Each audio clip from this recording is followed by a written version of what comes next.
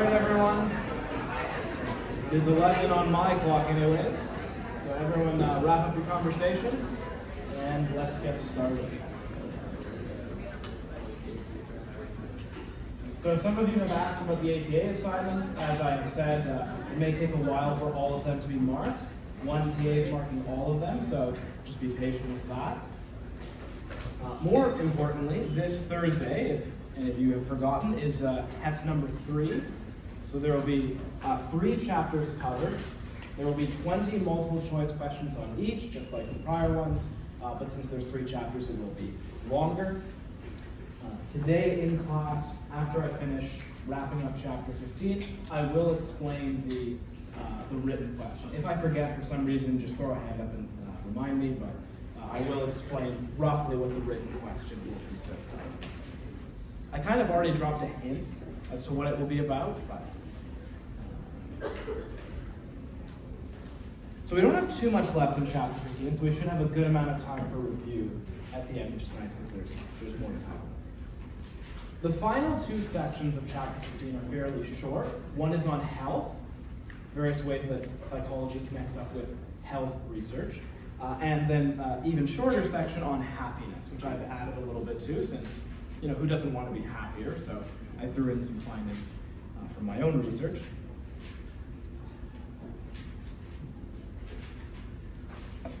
So for the section on health, you might wonder why there would be such a section. Obviously, this is primarily the domain of medicine, but people's behavior and choices do affect their health. So psychologists have done some research into things that influence people's decision to behave in ways that then influence their health.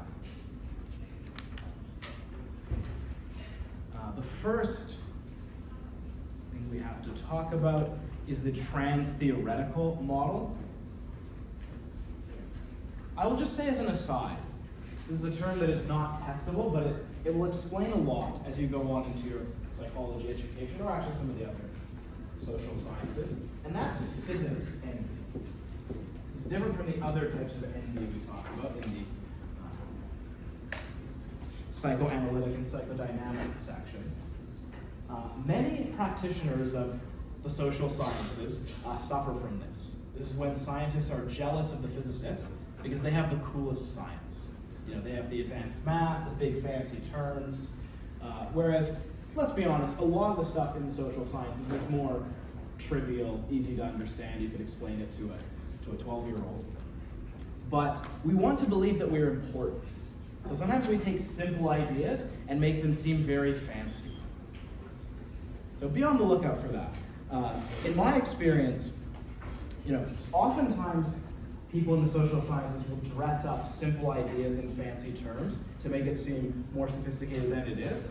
And when I was an undergrad, I found that the profs who actually understood the concepts the most used the least jargon. They were able to break it down into layman's terms and communicate it simply. Because sometimes there's an effort to dazzle. And I suspect a lot of this is that. So the trans-theoretical model is just a model of how people come to change their behavior, and it breaks it down into 6 steps. It really is a way of making it seem fancier than it is, but we'll go through the steps since it's in the book. So the steps are as follows. Step 1 is pre-contemplation. This is before you have acknowledged that you have a problem. So let's say someone's an alcoholic. They drink way too much. Pre-contemplation is kind of like denial. They're like, no, I'm good, I don't have a problem.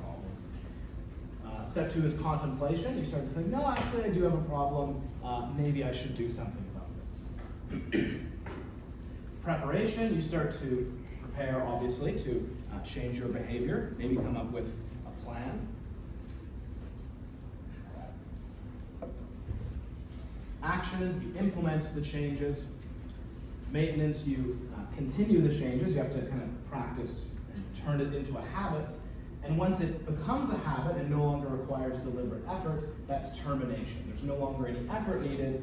You just, it's now a habit to not drink or not smoke or whatever it is. So they dress that up by calling it the trans-theoretical model to make it sound fancy. Any questions about the trans-theoretical model?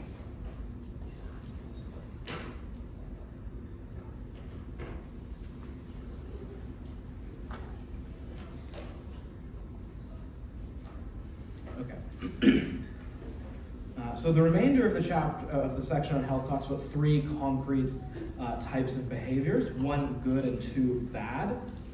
The good one is physical exercise. The bad one is dangerous sexual practices having to do with HIV, AIDS, and things like that. And then there's a section on substance abuse. So for exercise, I don't have too much to add to this, other than to repeat what the book says, which is exercise is good for basically everything that you care about. It's obviously good for your physical health, it's also good for your mental health. It is probably the best protector against neurodegeneration in your old age. So sometimes people ask, oh, how can I prevent dementia? And there's mixed evidence on various cognitive techniques, but aerobic exercise is excellent as a way of protecting yourself. Your brain is a part of your body, so exercising is good for your brain too. As I'll say later, it's also good for your happiness.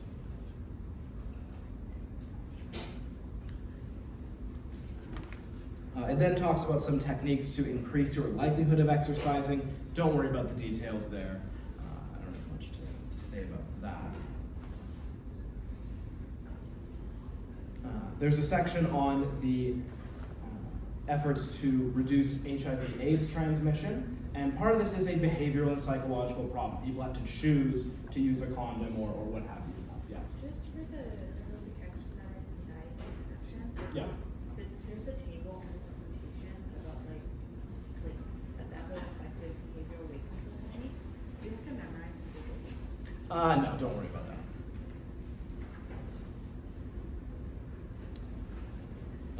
Okay, so, and the book describes an experiment where people were randomly assigned to two conditions. One condition, they were educated on the importance of condoms and given various motivational reasons to do so, and the control condition, and they found that people in that condition were, in the experimental condition, were much more likely to use condoms. It may catch your eye that the experiment only included gay men. This is something that's often brought up in discussions of this topic. I want to be clear that there's not any connection between homosexuality and promiscuity. What there is a connection between promiscuity and maleness. It is true that gay men on average are more likely to engage in, to have like open relationships and things like that. But conversely, the most monogamous relationships on average are lesbian relationships. So the common variable is not homosexuality, it's maleness. Of course, it's only on average, but that's the reason that the experiment used gay men as the sample, because in the 80s and 90s, that community was hit harder by the pandemic.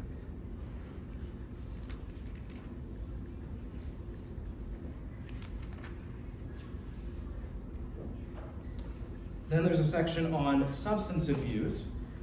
One term that you should know is motivational interviewing.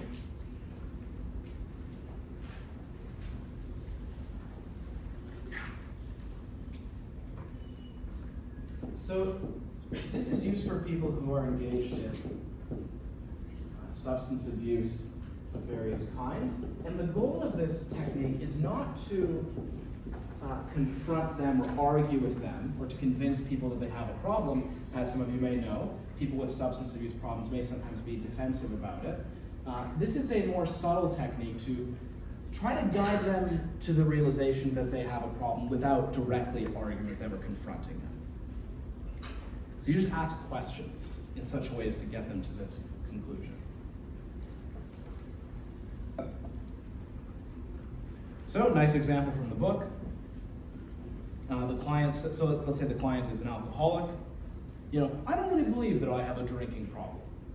And the counselor says, well, you're the best judge of that. How many drinks do you have per day? And the guy says, maybe like 5 or 6. And the counselor says, is that the ideal amount you'd like to be drinking? And the guy says, well, maybe it'd be better if I went down to like 3 or 4. Okay, well, how do you think your life would improve if you went down to 3 or 4? And it's like, I sometimes get pissed off at my...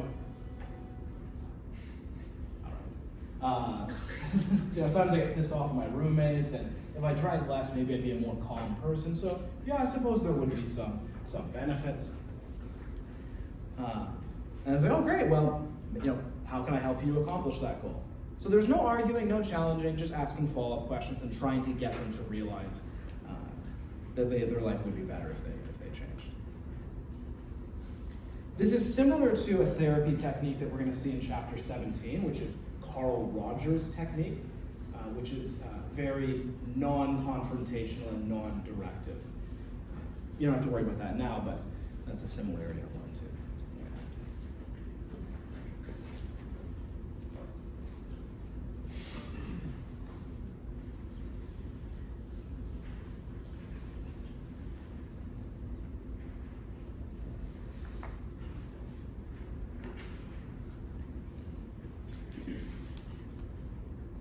The next term is multimodal treatment approaches. So nowadays in treating addictions, there's an effort to integrate various techniques because there are multiple techniques that have proven efficacy in randomized controlled trials and things like that. One is aversion therapy, which if you were in 104, you'll recognize this. So this is based on classical conditioning, right, where I won't go into all the details of classical conditioning, but the way that it works in the case of aversion therapy is you're trying to get someone to dislike something that they currently like.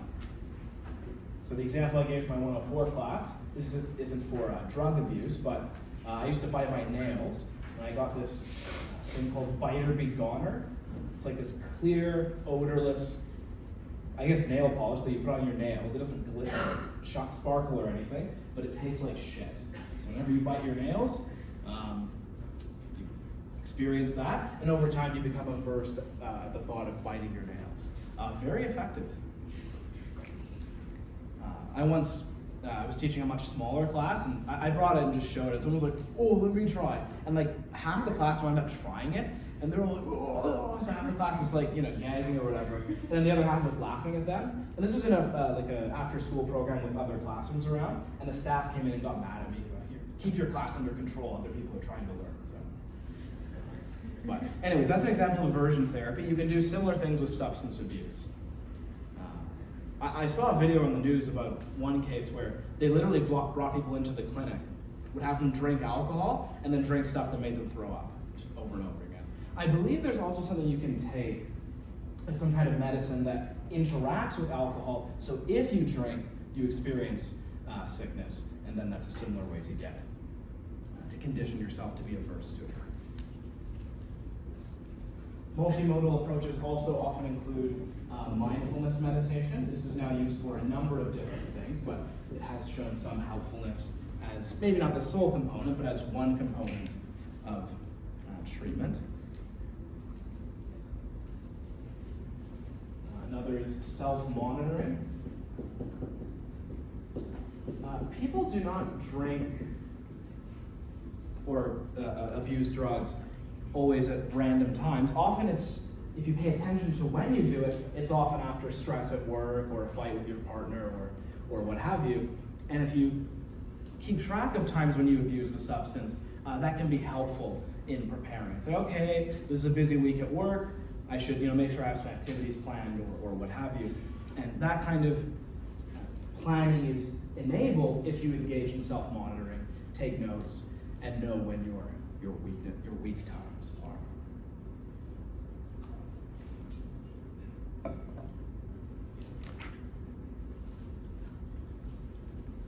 Also coping, so we talked about various types of coping in this chapter. I won't review that now, but those can be helpful. Family or marital counseling, often those, it's kind of a weird way to say it.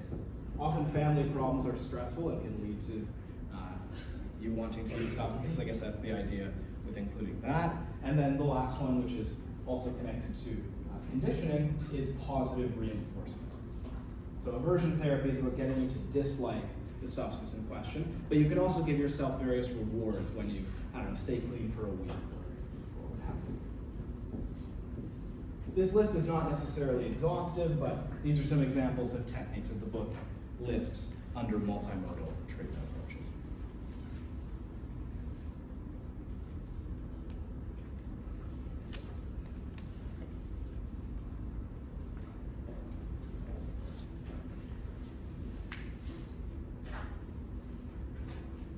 Two other terms you should know that are connected are lapse and relapse. We may sometimes use these interchangeably in ordinary language, but the distinction is a lapse is like a one-time slip-up. So let's say you're a recovering alcoholic, you've been clean for 2 years, and then one night you go crazy and you drink a bunch. That would be a lapse, right? You slipped up, you fell off the wagon. Relapse would be you go right back into being an alcoholic. Not just a one-night thing, but you've completely, you fell off the wagon and you stayed off the wagon.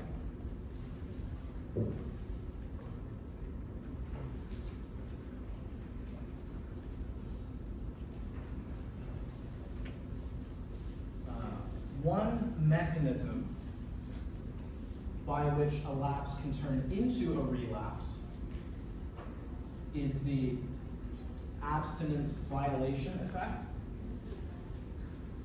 So abstinence means to stay off something.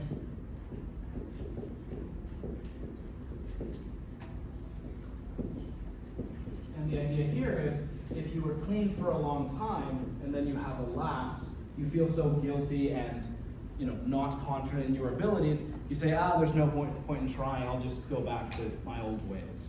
So that sense that, I failed, I don't have any self-efficacy anymore, that increases the chance that a lapse will turn into a relapse.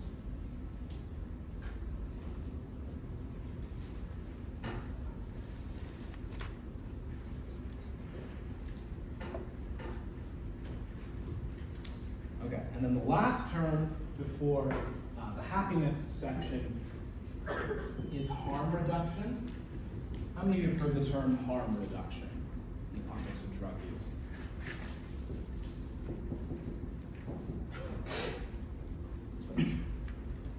This is a approach that is growing in popularity. The aim of harm reduction is, as the name indicates, to reduce harm. Meaning, if someone's on drugs, someone who's taking a harm reduction approach does not take it upon themselves to get them to stop using drugs. Their goal is to make sure they don't die or don't, get HIV/AIDS from a dirty needle or something like that. So things like safe injection sites would fall under this category. This is not especially profound, but you cannot get clean if you're dead, right? So the goal of this is to make sure that people stay alive.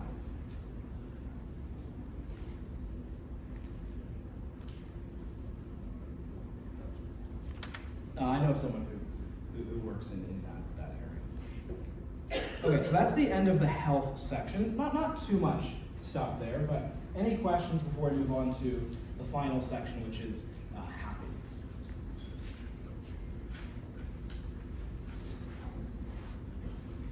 Okay, so the term for the study of happiness and well-being more broadly is positive psychology. Some researchers pointed out that, hey, we spend too much time studying mental illness, mental disorders, addiction, but why don't we study when someone's life goes well? Why don't we study the variables that increase your chances of not just being not mentally ill, but of being happy and having a flourishing life? So that's the term positive psychology. And there are a number of well-replicated and helpful findings from this field. At first I thought that the book's discussion of this was too short, so I made a list of 12 findings that I thought were well-replicated and solid. It turns out the book has its own list. A lot of it overlaps. You can look at it if you want to get some more tidbits, but for the test, focus on the 12 that I have listed in the PowerPoint and that I'll discuss here. These are testable, these 12. I'm sure you'd all like to commit to memory techniques that will help you. Who doesn't want to be happier? But before going through the list, I have to make a distinction, and that's a distinction between two different conceptions of happiness. a eudaimonic conception of happiness and a hedonic conception of happiness. This is a distinction that goes back to the ancient Greeks. The ancient Greeks spent a lot of time arguing about different conceptions of happiness or conceptions of the good life. The hedonic conception, do any of you know the term hedonist? So what does hedonist mean? Hedonism is essentially just the spending your life just fully focused on pleasure. Exactly, pleasure. So now sometimes it carries the connotation of being like a party animal or something. The hedonism is broader than that in that it's any positive mental state, any kind of pleasure. It could be, the more carnal types of pleasure, but any, conscious, positive experience. So the goal is to be as happy as possible in the sense of feeling good in the moment, feeling those kind of good feels. A eudaimonic conception is broader, and it is having a flourishing life. Not just having nice experiences, but having purpose, meaning, and as I say, a more flourishing life. The hedonic conception is connected with utilitarians and also people like Epicurus in ancient Greece. You don't need to know that, that's just a bit of trivia, whereas the eudaimonic conception was defended in detail by Aristotle. So those are two competing conceptions, and they relate to two different ways of measuring happiness in psychology. If you're interested in something like the hedonic conception, one thing that researchers will do is they will randomly ask you at various times during the week how happy you are right then. So you get a text on your phone or a clicker in the old days, and you ask, how happy are you on a scale of 1 to 10 right now? And then you just average it. That would be hedonic happiness.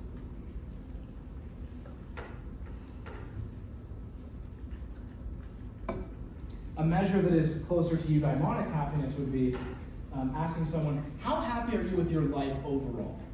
How much meaning and purpose do you have in your life? Not just like, how much pleasure, but how much flourishing do you have? And for some of the 12 facts that I'll talk about, these two come apart. So it may depend on which thing you care more about.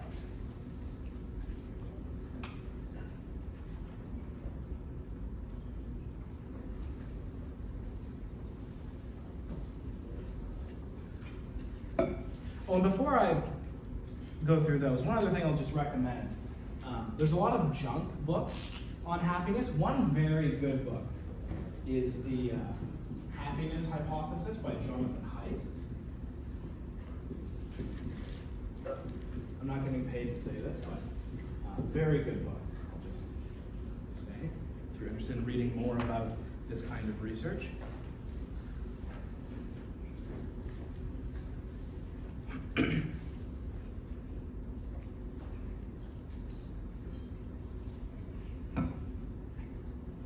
Okay, the first three are things you will probably have already heard before, some of them in this very chapter. We already talked about this earlier, right? That TED Talk. Having quality, close relationships is a reliable predictor of happiness. So investing in your relationships with your family, friends, or partner, those are all wise things to invest effort into because they are associated with happiness. Granted, that's correlational, but a good bet to put effort into that. Physical exercise, great antidepressant, and it's completely free. Getting exercise is very good for your mental health. And ditto for sleep. Now, I know you're all first-year university students, so some of you may be falling behind on this one, but very important to get quality sleep. That's good for basically everything that you care about. Okay, for some of these other ones, the results get a bit more nuanced. What about money? Okay, so this is the eternal question. How much does money matter for happiness? One way of summarizing number 4 is money doesn't get you happiness, but poverty does get you sadness. So getting more money does make you happier up to a certain point. If you go from making $20,000 a year to making $60,000 a year, you will be happier on average. There's different estimates, probably varies by region, but the standard number that's given in different studies is around $75,000. After that, money has diminishing returns. It has virtually no effect on hedonic happiness, maybe a little bit of an effect on eudaimonic, but essentially nothing after $75,000. Money only really seems to give you a boost up to around that point. So basically, when you're comfortable and your basic needs are met. Yes? What do you mean by 75,000, like annual income or? I think it was annual income. Yeah, not net worth. Yeah, so annual income of around 75,000. Again, I'm sure that varies by region, but something like that. So the summary of this is money increases happiness up to a certain point. After that, it has diminishing returns. Yes. So this is like a threshold approach? Yeah, you can think of it as a threshold, right? After a certain threshold, it stops making much of a difference.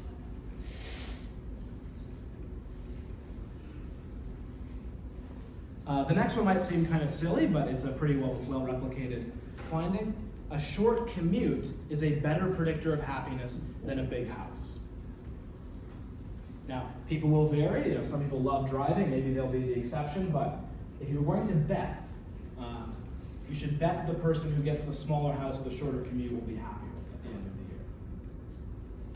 We tend to get used to the big house. Whatever little buzz we get from, oh, this house is awesome, you kind of get used to that. But a long commute is kind of a drag, and it sort of stays a drag.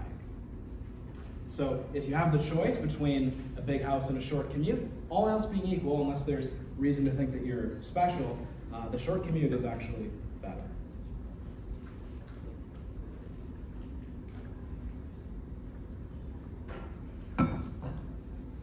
Number 6, buying experiences, trips, outings, going golfing, whatever you do, is better than buying new things. New things you get used to real fast.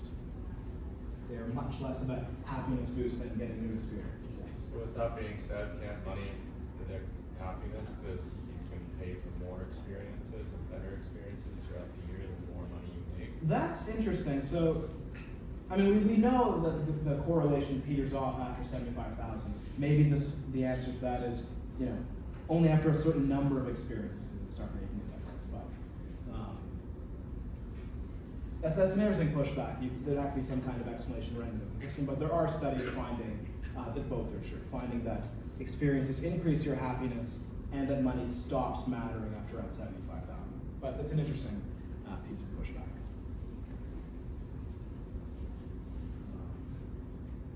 So that's number 6. Number 7, the book has a discussion of religion briefly, but I decided to save it for here. There's an excellent talk on this by a guy named David Myers, who wrote my intro psych textbook, the one that I used when I took my class back in the Jurassic Age. And there's a lot of evidence for this, for these two. He summarizes it really well. So the question is, does religion make people happier? And the answer is, if you just rely on correlations, now again, a lot of the stuff is correlational, but religiosity is positively correlated with happiness for individuals, but negatively correlated with well-being between societies. So more religious societies tend to be less well-functioning and less happy, but religious individuals tend to be happier. So your best bet is to be really religious in Denmark or something like that. So places like Denmark, Sweden, Japan, like less religious societies do tend to be more well-functioning and happier, but religious individuals tend to be happier. I don't have a dog in the fight. I'm an atheist, but that's where the evidence tends to show. Okay, what about children? I'm sure many of you thought about this. Is having children a good thing to do for your happiness? And the answer seems to be it depends which kind you're talking about. So if you're talking about hedonic happiness, so moment to moment, you text people at random times during the week if they have kids, how happy are you? 1, I want to kill this kid, right? So moment to moment, it decreases your happiness. But eudaimonic happiness, so how much meaning and purpose do you think you have in your life, it tends to increase it. So it depends what you care about, I suppose.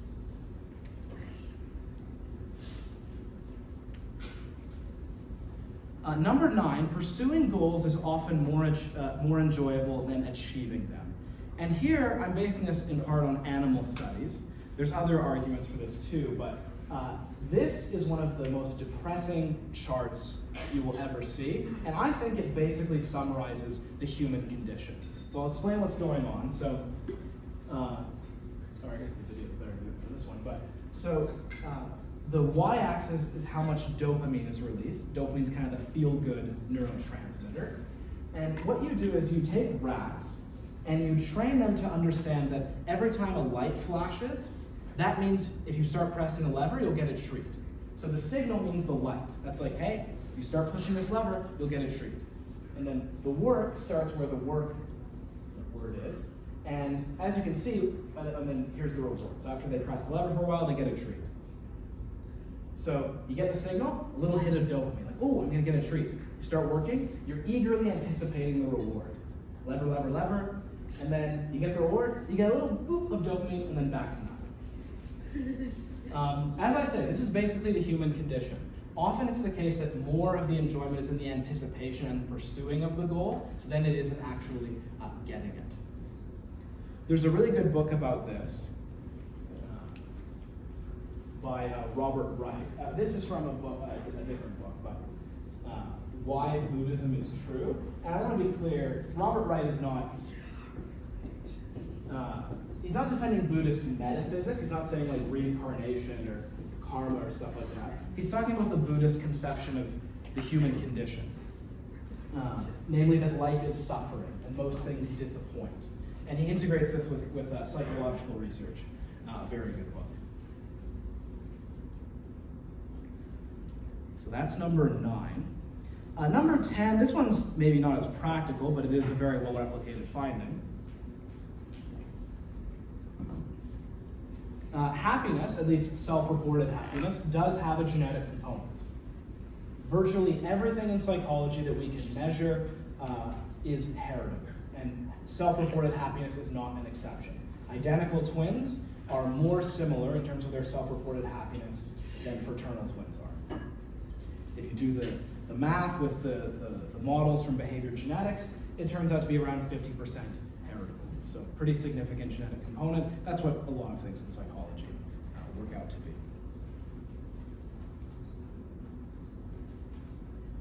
Number 11, happiness is on a curve when it comes to age. Happiness peaks in your 20s, so enjoy it while it lasts, everybody. Goes down in middle age, and then back up, maybe even higher than in the 20s, depending on the study, but often higher than the 20s. It's even higher in old age. You can imagine different reasons for that.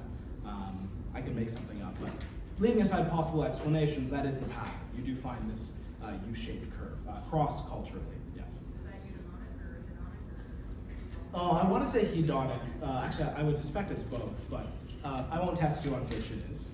In this case, I've collapsed them.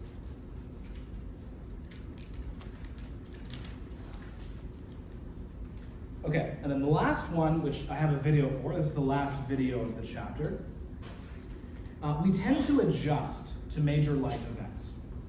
So you may wonder, like, what about things like getting promoted at work, or getting married, or other big events? Do those make you happier? And the answer is yes, for a little bit. Most things, actually good or bad, you tend to get used to. So major bad events, like getting fired, even extreme things like getting paralyzed, you tend to adapt to. Happiness tends to go back to where it was before. This is sometimes called the hedonic treadmill. Right, because the idea of a treadmill is, you walk a lot, but you stay in the same place. And with regard to life events, that seems to be true. So I'll show a video of Paul Bloom discussing that last finding, and then that'll be the end of the chapter.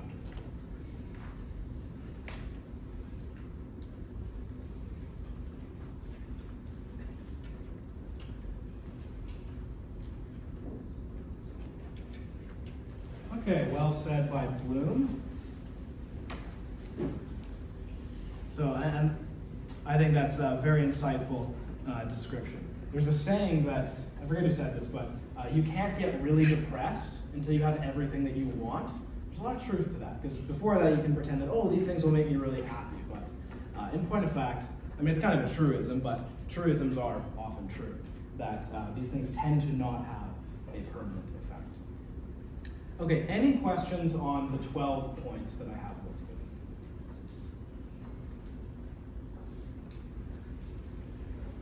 Okay, so we still have the remainder of class to do some review, but just so I don't forget, I'll go ahead and say what the written question will be. I dropped a pretty big hint. Can someone say what the topic of the written will be? No? The Big Five. We'll be on the Big Five. So, unlike the prior tests, you will have to memorize the Big Five. I will not be listing them in the question. That's maybe a harder part of it, but the actual question itself should be pretty easy. I will describe a person. I will just make them up. I will describe their various traits in a random order. And you will have to pick out which of them are relevant to the Big Five. The 5 factors of personality. And you will just have to indicate whether, and they'll be high or low on each. There won't be average on any of them. So for each one, it'll still be 1 sentence per term. For each one, you'll just have to say, you know, Susan is high on X because blah, blah, blah. And just quote or paraphrase something from the passage where I describe that. So you should be ready to do that. You should be ready to detect whether someone is high or low on the Big Five based on the description of a person. So that's what the written will be. Any questions on the written?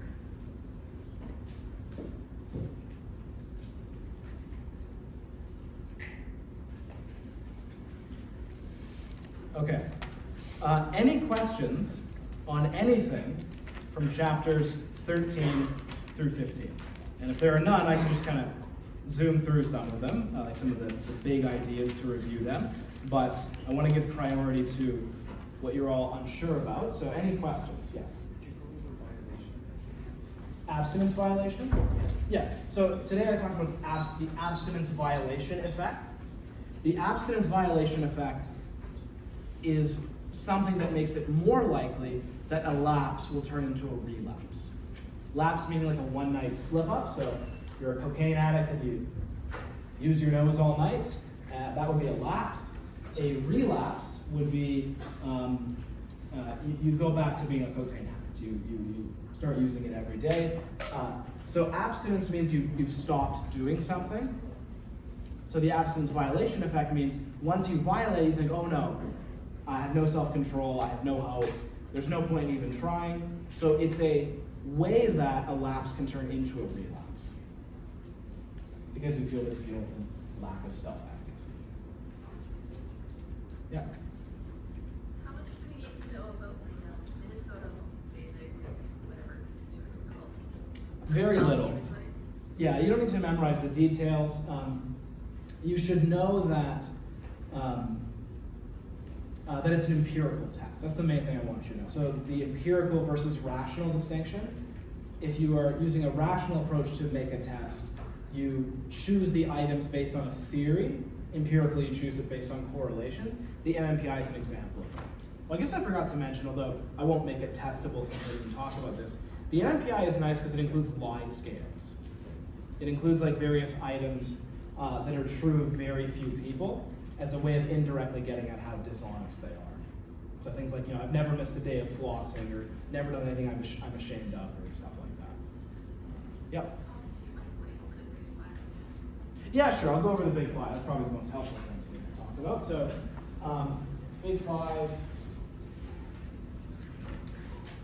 The easy way to remember the order is ocean.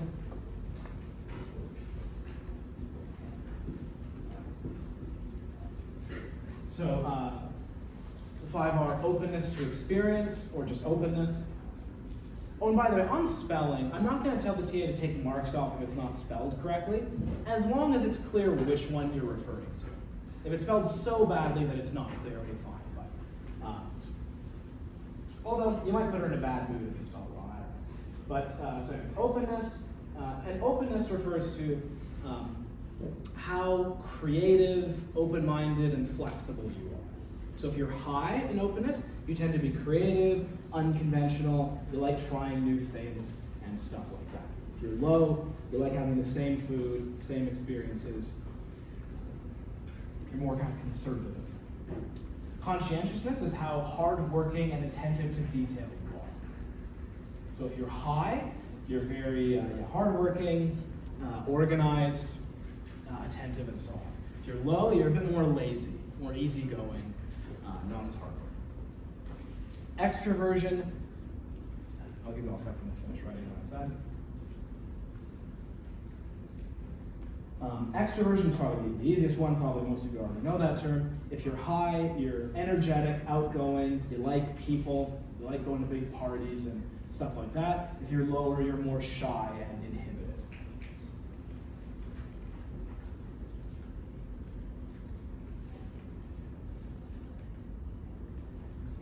Agreeableness, how nice are you?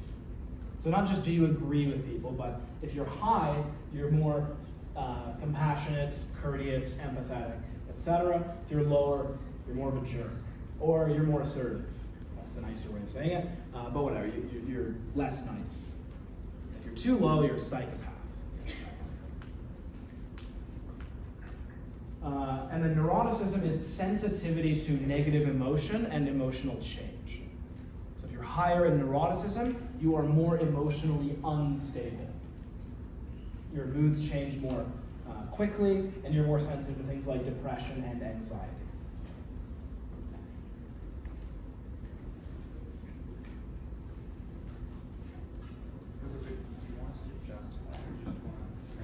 Yes, you do have to justify it, only in a sense. You just have to say, Susan is high on trait X, name it obviously, because, and then you can just quote or paraphrase something from the section.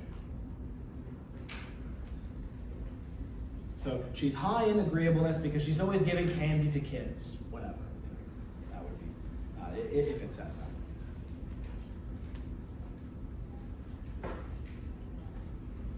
Any questions about the big five?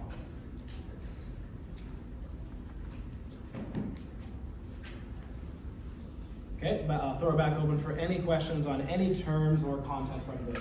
Yeah, you're up first. Could you go over self-verification and self-enhancement? Yeah, good. You said self-verification and self-enhancement, right? Yeah, good. Yeah, these are odd. I actually didn't remember the term self-verification or self-enhancement. I'll start with self-enhancement because it's easier to explain. This is basically the same thing as the self-serving bias. So this is behaving and interpreting events in a way that makes you look or feel good. So, classic example, if you do something bad, you say it's because of the situation. So it's not because I'm a bad person, it's because I didn't sleep enough. If I do something good, it's because of my traits. It's because I'm awesome. So the self-serving bias is, in fact, for your purposes, the self-serving bias is synonymous with this. I wouldn't worry about distinguishing them. Self-verification is different. And in some cases could actually be conflicting, but there are some studies consistent with this. Sometimes there are conflicting processes. Self-verification is the tendency to do things that confirm your self-image, whether your self-image is good or bad. If you have a negative self-image, you will do things that confirm your self-image. The example the book gave was people who have a negative self-image who date someone who's complimenting them all the time tend to break up with that person. They think, this doesn't really confirm my self-image. At least that's how they would explain the finding. If you think you're really funny, you'll hang out with people who laugh at your jokes. But it's different from self-enhancement because it's not just a general tendency towards making yourself look or feel good, it's confirming your self-image, whether it's good or bad. Does that help? Okay. And I think someone over here had another question. Okay, maybe it was answered. Other questions about, again, anything in chapters 13 through 15? Yeah. I was just wondering if you could go through defense mechanisms. Sure, the defense mechanisms.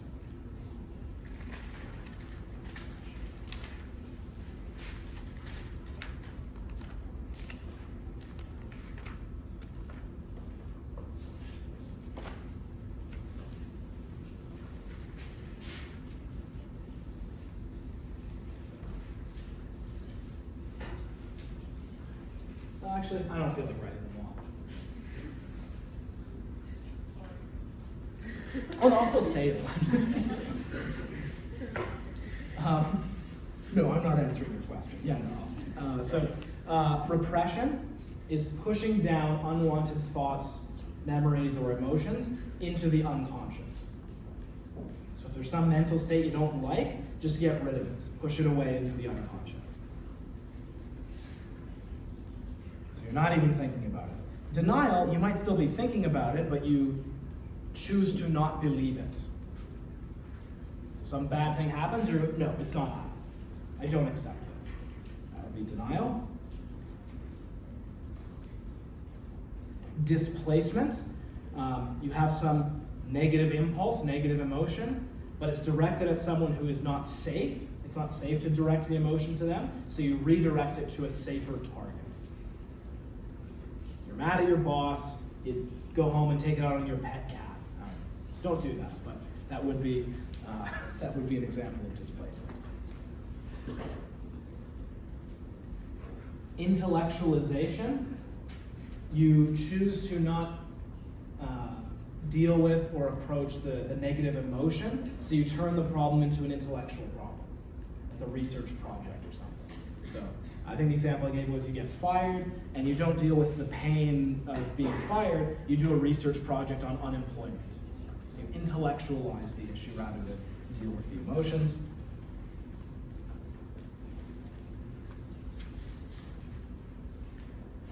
Projection. You have a particular emotional state and you project it onto someone else, meaning you conclude that they are feeling it. You don't want to admit that you're feeling it, you assume someone else is. Rationalization. There's something bad that's happened, and you tell yourself a story in which it's actually good.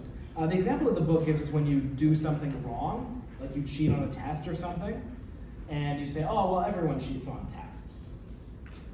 The examples I gave were like something bad happens to you, but both would fall under Freud's definition. There's some bad event, whether it's something you did or something that happens to you, and you try to explain it away as something that's not actually bad. Yeah, so rationalization is something bad has happened, could be something you did, could be something that happened to you, but something bad has happened, and you try to explain it away as not actually being bad.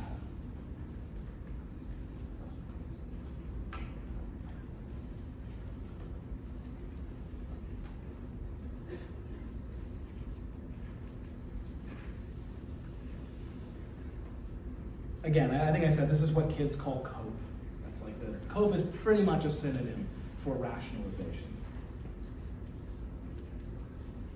Reaction formation is you have a particular emotion, but you show or display the opposite emotion. You're feeling sad, but you put on a happy face. You're a grade 6 boy and you really like a girl, but you pull her hair and call her ugly. These would be examples of reaction formation.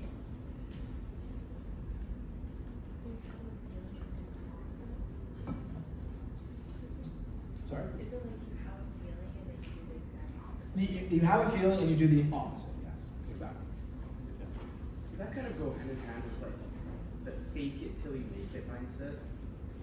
Sure, yeah, I mean, I have no doubt actually that reaction formation probably would help, that it probably would. Like, not all these, you don't have to put a negative spin on them. Like, yeah, you could frame it as fake it till you make it. It's definitely similar to that. Okay, sublimation, the last one. You have negative emotion or whatever, and you redirect it to a productive task. You're really sad that your sports team lost. You take all that anger and you study harder.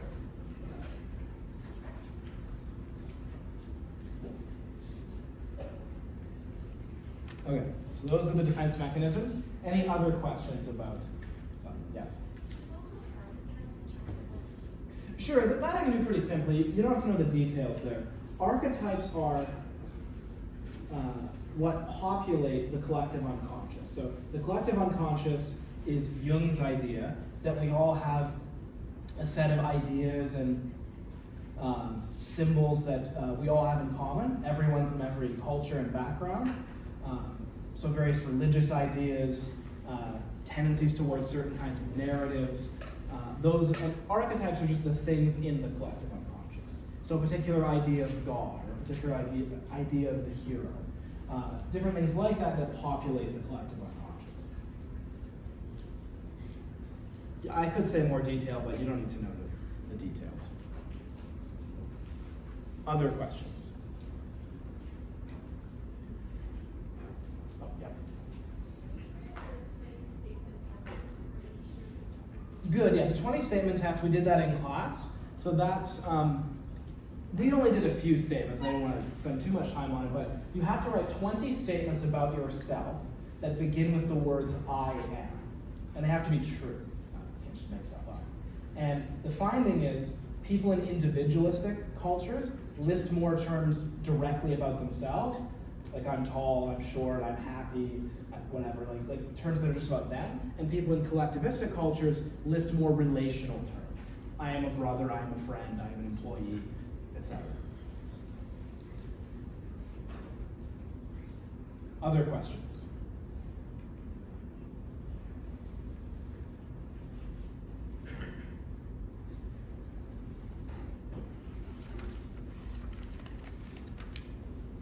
Okay, there's 20 minutes left, not enough time to do like a crash course run.